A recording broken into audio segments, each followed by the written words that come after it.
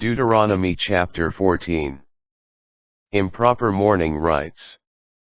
You are children of the Lord, your God.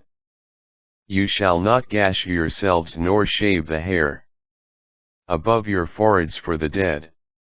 For you are a people holy to the Lord, your God.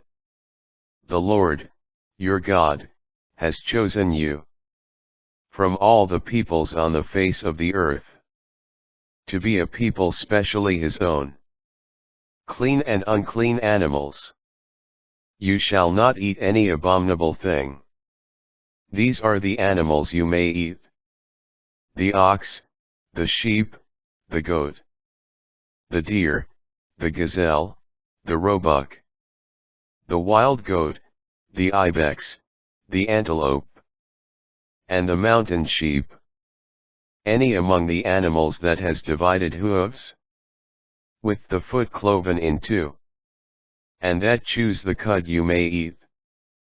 But you shall not eat any of the following: that chew the cud or have cloven hooves: the camel, the hare, and the rock badger, which indeed chew the cud, but do not have divided hooves. They are unclean for you. And the pig, which indeed has divided hooves, with cloven foot, but does not chew the cud, is unclean for you. Their flesh you shall not eat, and their dead bodies you shall not touch. These you may eat, of all that live in the water. Whatever has both fins and scales you may eat. But all those that lack either fins or scales you shall not eat. They are unclean for you. You may eat all clean birds.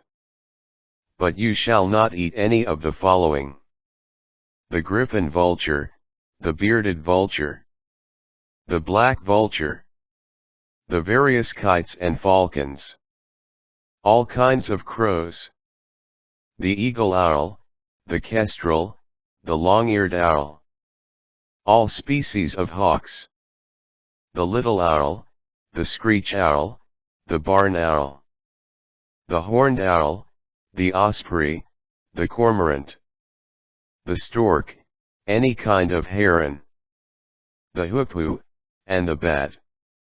All winged insects are also unclean for you, and shall not be eaten. Any clean winged creatures you may eat. You shall not eat the carcass of any animal that has died of itself, but you may give it to a resident alien within your gates to eat, or you may sell it to a foreigner. For you are a people holy to the Lord, your God. You shall not boil a young goat in its mother's milk. Tithes.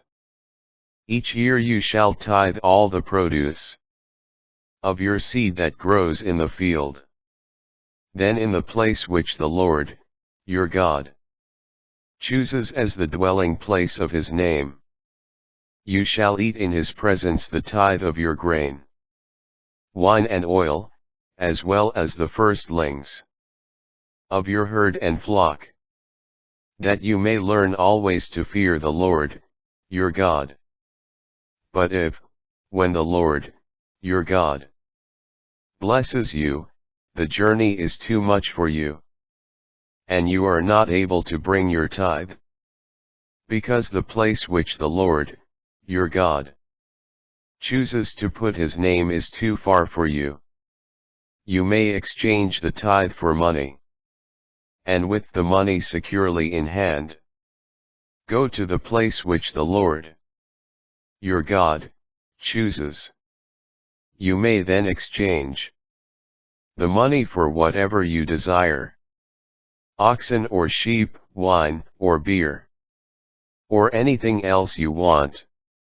And there in the presence of the Lord, your God, you shall consume it and rejoice, you and your household together. But do not neglect the Levite within your gates, for he has no hereditary portion with you. At the end of every third year, You shall bring out all the tithes of your produce for that year and deposit them within your own communities, that the Levite, who has no hereditary portion with you, and also the resident alien, the orphan and the widow within your gates, may come and eat and be satisfied, so that the Lord, your God, may bless you in all that you undertake.